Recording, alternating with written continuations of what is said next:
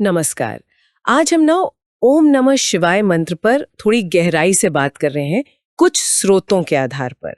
ये शिव भक्ति से जुड़ा एक बहुत ही पुराना और बहुत खास मंत्र माना जाता है। पंचाक्षरी भी कहते हैं इसे, 5 अक्षर है, न न म शिवाय। तो चलिए समझते हैं कि इन स्रोतों में क्या खास बातें हैं। सबसे पहले तो ये कि इसका असल मतलब क्या है। हाँ, ये बहुत दिलचस्प है कि कैसे हर अक्षर का अपना एक गहरा अर्थ बताया गया है स्रोतों में। ओम जो है वो सिर्फ एक अक्षर नहीं है, उसे सृष्टि का मूल नाद मानते हैं, ब्रह्मांड की पहली आवाज, परमात्मा का प्रतीक, जैसे वो कंपन जिससे सब कुछ बना है। फिर आता है नमः। इसका सीधा सा मतलब है नमन करना, झुकना, एक तरह से खुद को समर्पित करना। और शिवाय का अर्थ है शिव के लिए, शिव के प्रति, जो कल्याणकारी हैं, मंगल करने वाले हैं। तो अगर इन सबको जोड़ दें तो भाव कुछ ऐसा बनता है, उस कल्याणकारी शिव तत्व को जो सब में है, मेरा नमन, मेरा समर्पण। अच्छा, तो ये 10 शिव को नमस्कार नहीं, उससे कहीं ज्यादा गहरा है। मतलब ब्रह्मांडीय ध्वनि से जुड़कर समर्पण करना।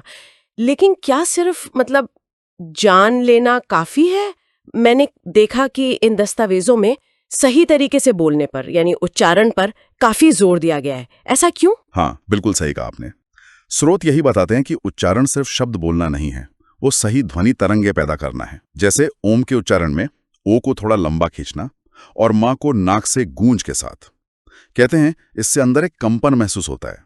फिर नमा में ना मा हा को सहजता से, स्पष्टता से बोलना है, और जो हा की ध्वनि है वो हल्की और खुली हो, जैसे समर्पण का भाव आए।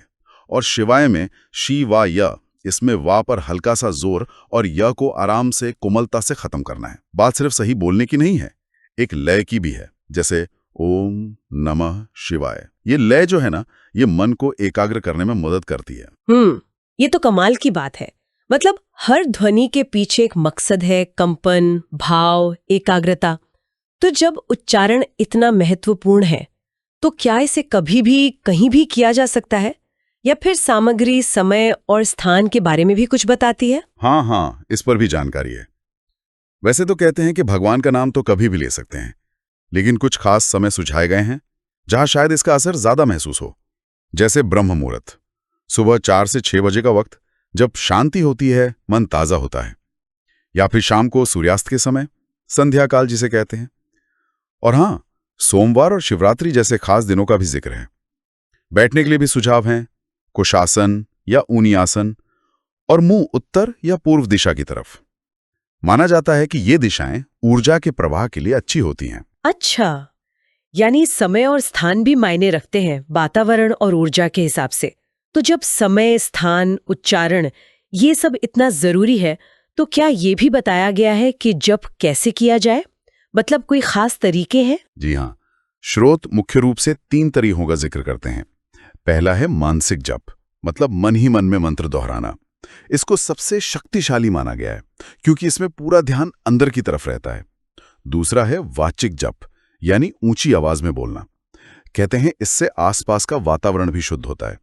और तीसरा है उपांशु जप, इसमें होठ हिलते हैं पर आवाज इतनी धीमी होती है कि बस खुद को सुनाई दे। और हाँ, रुद्राक्ष की माला का इस्तेमाल भी बहुत आम है।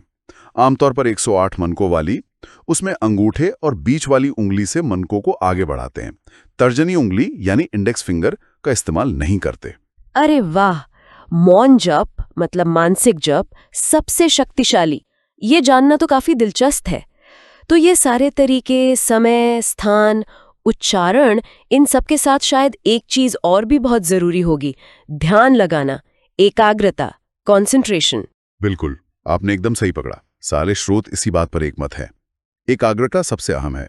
सिर्फ मशीन की तरह मंत्र दोहराना काफी नहीं है।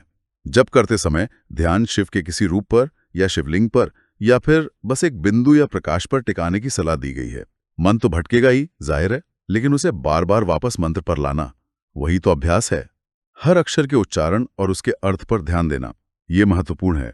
ये सिर्फ शब्दों का खेल नहीं है, ये पूरी श्रद्धा, भाव और एकाग्रता के साथ परमात्मा से जुड़ने की एक प्रक्रिया है।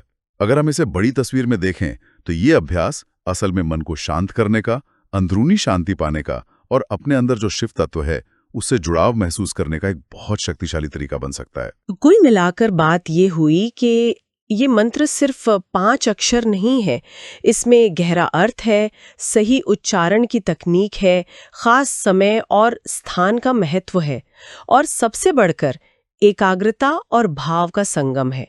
ये सारी जानकारी तो हमें मिल गई। अब सुनने वालों के लिए सोचने वाली बात शायद ये हो सकती है कि इस जानकारी को सिर्फ जानना और इसे पूरी श्रद्धा और एकाग्रता के साथ अपने भीतर अनुभव करना, इसमें असल फर्क क्या हो सकता है।